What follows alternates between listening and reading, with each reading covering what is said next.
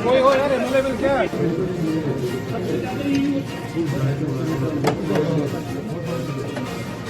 Madam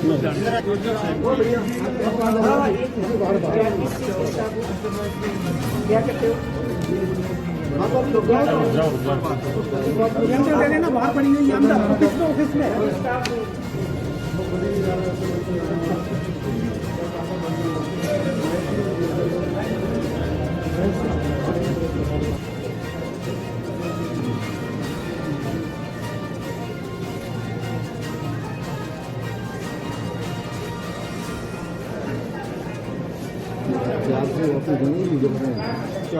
तेल बहुत पीता हूँ।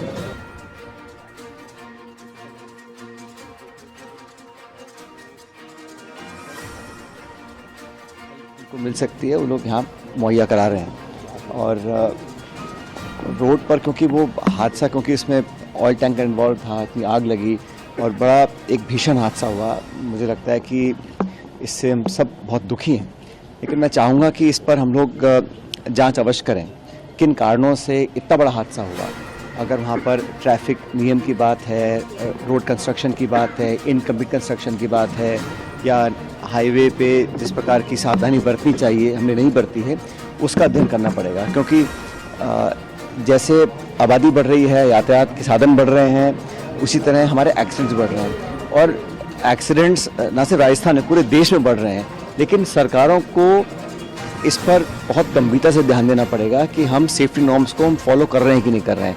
अभी कुछ अखबार में मैंने पढ़ रहा था कि कुछ कमियां हैं, शायद उसमें पुलिस डिपार्टमेंट है या परिवहन डिपार्टमेंट है, कहीं पे हम लोग सड़कें खोल देते हैं इनकम्प्लीट काम पर, कहीं फ्लाईओवर पूरे बनते नहीं हैं।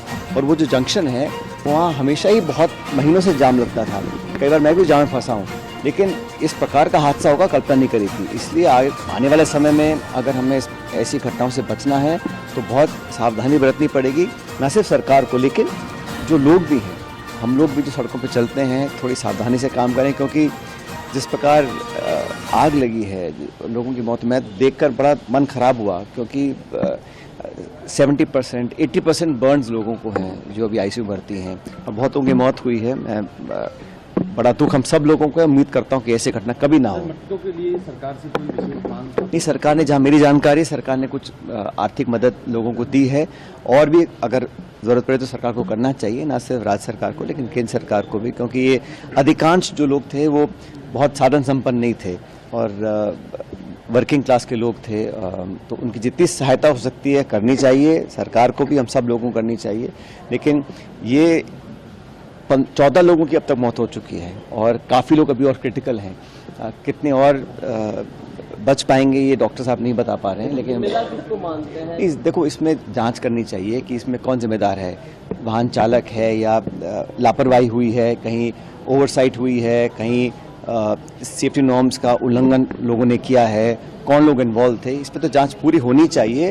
लेकिन जांच के बाद उस जांच से सबक लेना पड़ेगा। हम हर बार घटना होती है, जांच कराते हैं, फिर ठंडे बस्ते में डाल देते हैं। उसको लागू करने के लिए, सेफ्टी नॉर्म्स को लागू करने के लिए, अच्छी प्रैक्टिस लागू करने के लिए मापदंड बनाने पड़ेंगे और कोई ना कोई जिम्मेदारी लेगा हर स्तर पर, सरकार के स्तर पर, जिला स्तर पर, विभाग के स्तर पर, डिपार्टमेंट के स्तर पर और समाज के स्तर पर भी।